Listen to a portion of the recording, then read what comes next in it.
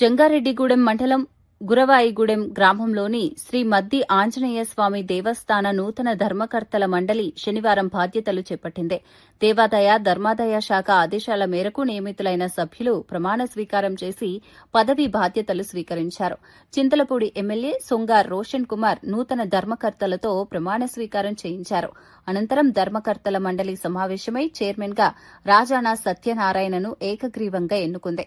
కొత్తగా ఏర్పాటైన ధర్మకర్తల మండలిని చింతలపూడి ఎమ్మెల్యే సొంగార్ రోషన్ కుమార్, కొవ్వూరు ఎమ్మెల్యే ముప్పిడి వెంకటేశ్వరరావు అభినందించారు.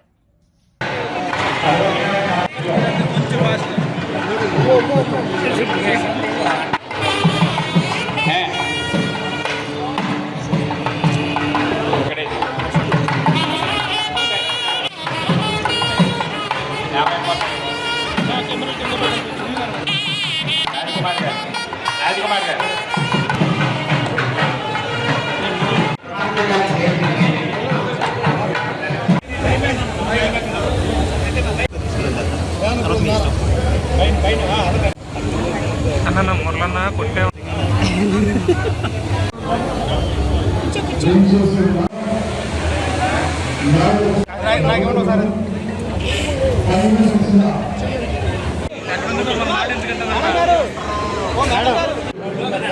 కమిటీ మెంబర్స్ ఎదురు రాని అన్న